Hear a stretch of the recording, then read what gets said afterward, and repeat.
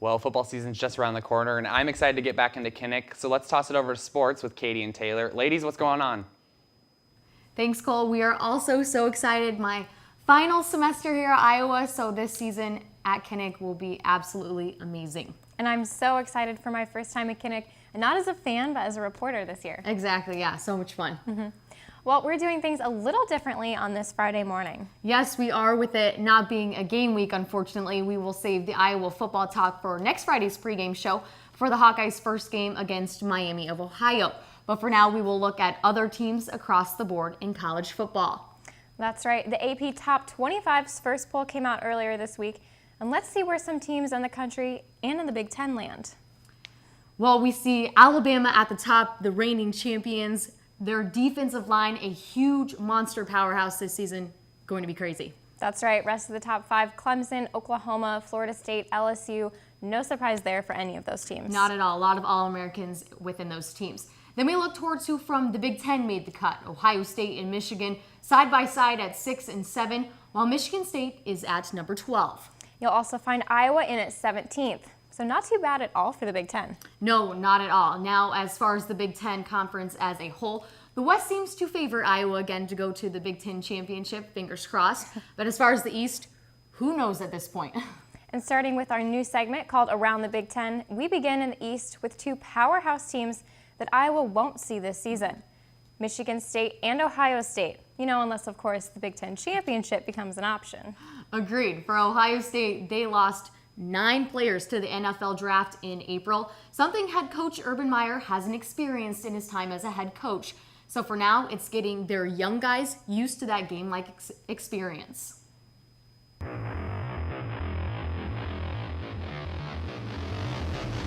Just a reaction to game, to the job running into the shoe in front of 110,000 people. And the good thing is at Ohio State, we already had the 100,000 people for a spring game. And just the experience factor. How do you get them?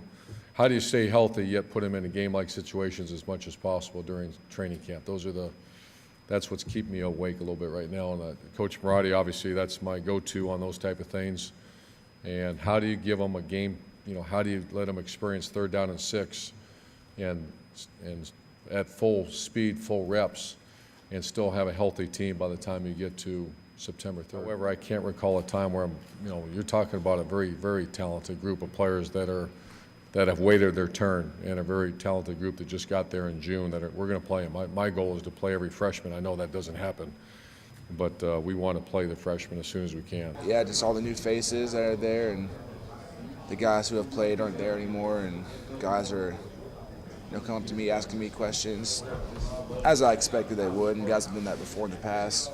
It's kind of how to go about business at the Woody Hayes and acts and stuff like that. Moving to Michigan State, they beat Iowa in the Big Ten Championship last season, but lost to Alabama 38-0 in the Cotton Bowl.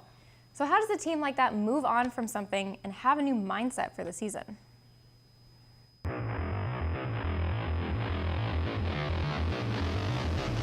That game sort of got out of hand. My wife tells me, get over it. She says, hey, get over it, you lost. But, I thought it was a competitive game in the first half. But what I said to our football team is, hey, we've gone this far, but there's still ways we have to go. It's tough. I mean, yeah, it's never fun to lose, and it's never fun to lose 38-0.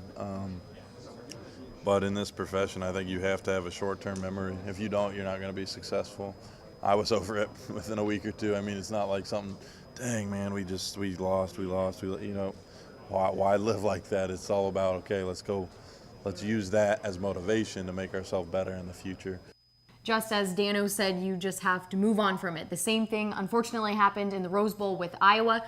And their mindset this season, clean slate, everyone's 0-0, so just got to move forward. That's right, and even with going 12-0 and then losing those next 2 games, yeah. I know Kirk and along with the players, they're not even thinking about last season. It's a new year. New things are going to happen. Yeah, if anything, just a little bit of motivation. We will tour around the Big Ten Conference again next Friday, so keep with us for that new edition of Pregame. Well, some Iowa sports are in action this weekend, though, as field hockey starts their season on Saturday when they travel to number 7 Wake Forest. And soccer is on the road as well this afternoon in Minneapolis, where they will square off against Eastern Michigan before traveling back home on Sunday for a game at the Iowa Soccer Complex against Wyoming. And the Iowa volleyball team is also away this weekend at the Northern Illinois Invitational in DeKalb. And bringing along with them is some mental toughness that they learned the hard way last season. Zach Mackey tells us more. Year number 2 for Bon Szymanski and crew, as the focus is being competitive throughout the entire course of the season.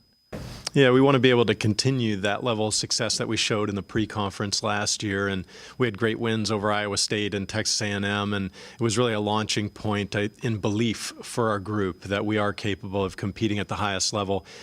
This year, the team's in a totally new predicament with a senior-heavy lineup. It's not an individual type of sport. You really, teamwork is huge. And being able to lead and guide the youngsters is huge. It's just kind of like you show and tell. You show, and youngsters pick up on that. We're equipped just because, again, we've been playing together for a year now, so we should be ready to go. We're ahead of the game already. Szymanski's asking the entire team to buckle down and be mentally tough throughout the entire season.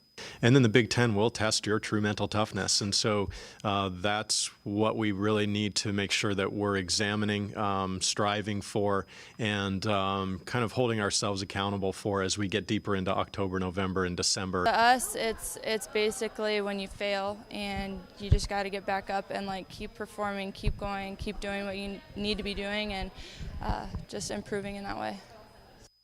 Zach Mackey for Daily Iowan TV Sports. Thanks, Zach. Meet us back on the Daily Iowan TV Sports set Monday morning for those results.